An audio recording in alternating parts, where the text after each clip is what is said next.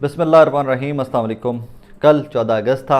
उम्मीद है कि आप तमाम लोग भी आज़ाद थे और आपको आज़ादी थी कि आप जिस तरह भी इसको मनाना चाहें, जिस तरह भी सेलिब्रेट करना चाहें, कर सकें। मेरी इत्तलात या ख़बरें कुछ इस किस्म की हैं कि कुछ लोगों को आज़ादी हासिल थी और कुछ लोग कल भी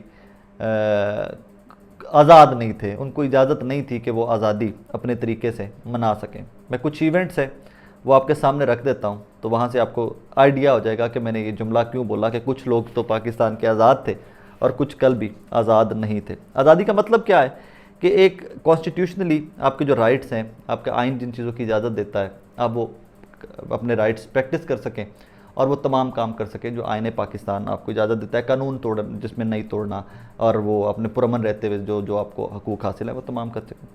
उन्हीं में से एक हक़ आपको आइन पाकिस्तान ये भी देता है, पुरअमन असम्बली, पुरअमन एहतजाज, पुरअमन तौर पे इकट्ठे होकर अपना एहतजाज रिकॉर्ड करवाना या सेलिब्रेट करना या कुछ भी करना। अच्छा जी, इसके ऊपर कुछ लोगों को तो ये हक़ हासिल था कि वो पुरअमन तरीके से या इवन पुरअमन के बगैर थोड़ा वायलेंट हुए भी मोटरसाइकिल के सैलेंसर निकाल कर भी मुस्लिम लीग नून का झंडा लहरा सकें, रैलियाँ निकाल सकें। लेकिन पंजाब गवर्नमेंट की जानिब से उससे पहले पाबंदी आयद कर दी गई थी कि पंजाब के अंदर कोई भी झंडा नहीं लहराया जाएगा, सिर्फ पाकिस्तान का झंडा लहराया जाएगा 14 अगस्त के दिन। लेकिन हमने देखा कि 12 अगस्त को लाहौर में एक रैली निकलती है, मेन बुलेवार्ड के ऊपर मोटरसाइकिलें और गाड़ियाँ रैली निकालती हैं, मुस्लिम लीग नून के वर्कर्स होते हैं, नारेबाजी करते हैं, मुस्लिम लीग नून के झंडे लहराते हैं, पाकिस्तान के झंडे लहराते हैं, कोई बंदा उनको पूछता ही नहीं है। लहराते हैं, पूरे मेन बुलेवार्ड का चक्कर लगाते हैं, घरों को वापस चले जाते हैं। फेयर इनफ, ठीक है। लेकिन फिर सवाल यही है कि तहरीक इंसाफ के ऊपर तो पाबंदी थी कि आप झंडा नहीं लहरा सकते, क्योंकि हमने झंडा ओवरऑल ही पाबंदी लगा दी, आप किसी सियासी जमात का झंडा नहीं लहरा सकते। फिर आ जाते हैं 14 अगस्त के ऊपर।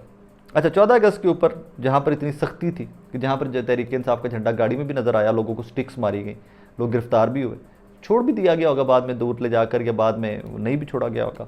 लेकिन प्रॉब्लम यह है कि अगर तहरीक इंसाफ के ऊपर पाबंदी है तो मुस्लिम लीग नून को क्यों इजाज़त है? क्या ये पाकिस्तान एट दिस मोमेंट सिर्फ PDM पीपल्स पार्टी ने इत्तेहादियों का, तहरीक इंसाफ के वर्कर्स का नहीं है?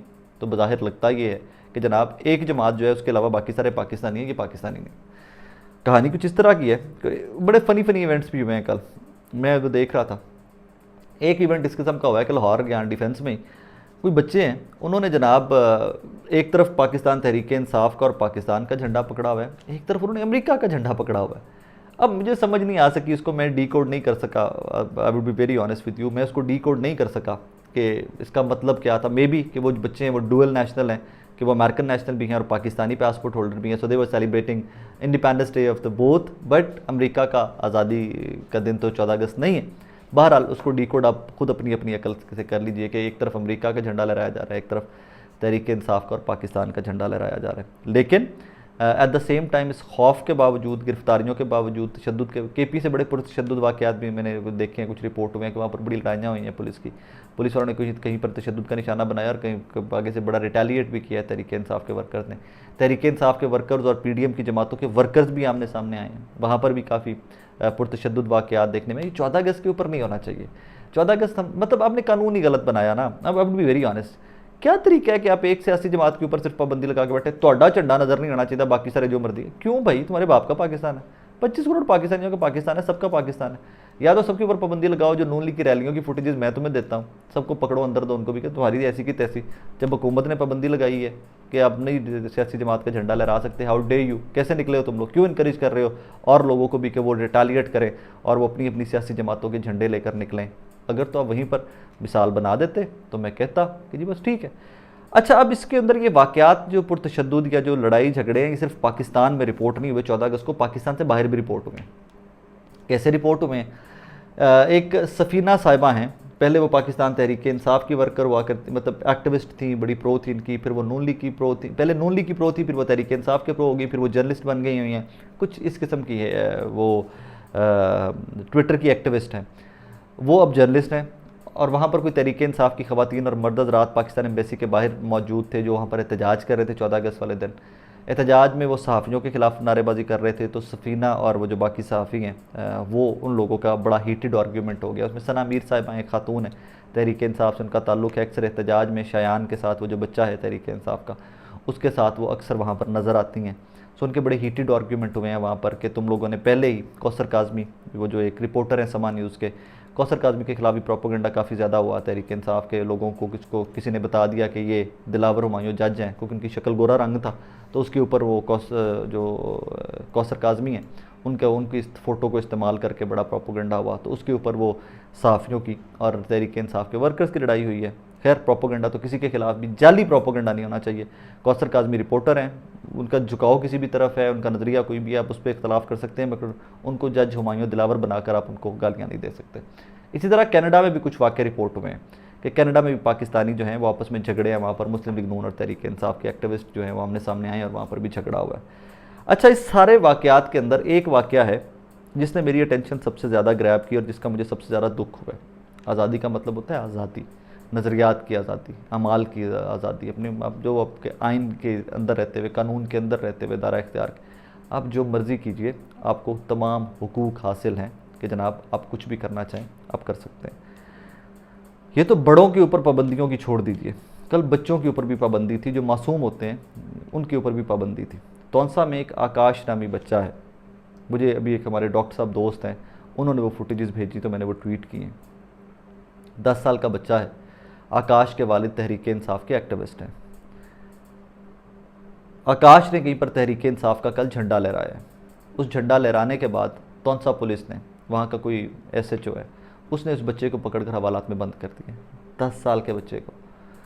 यहाँ पर आप आज़ाद हैं, कि ज़रा याद रखिएगा, आप आज़ाद हैं और आप 14 अगस्त मना रहे हैं, आज़ादी का दिन मना रहे हैं।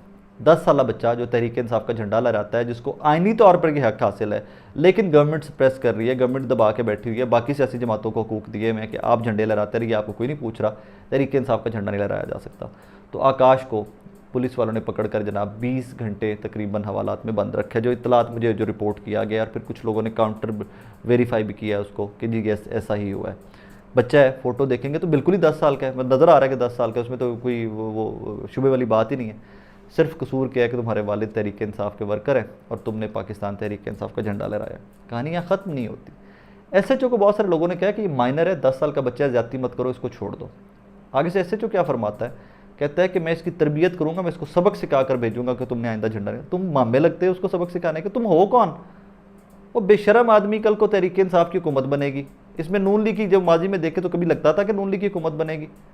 कल को तहरीक इंसाफ की अगर हुकूमत बनेगी, तुमने फिर यही सरकारी मुलाजिम होना है, फिर तुम्हारे खिलाफ कोई ना कोई अगर एक्शन होगा, एहतसाब होगा, तो फिर तुम लोग चीखे मारते हो कि देखें जी सरकारी मुलाजमिन तो मुलाजिम होता है।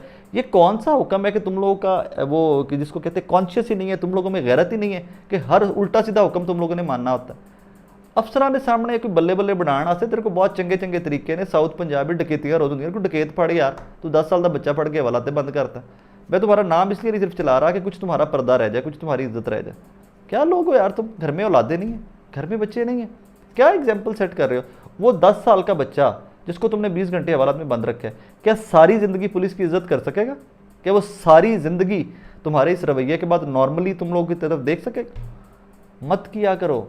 14 अगस्त था, आज़ादी का दिन था, तुमने उस बच्चे को बता दिया कि भाई तुम 14 अगस्त के दिन भी आज़ाद नहीं हो, तुम आज़ाद मुल्क में नहीं रह रहे हो। और एक ऐसे चूँकि बेवकूफ़ी की वजह से, उसके एक स्टूपिड से बिहेवियर की वजह से उस बच्चे के जहन में बैठ गया कि मैं तो आज़ाद ही नहीं हूँ, मुझे झंडा लहराने तक की इजाज़त नहीं।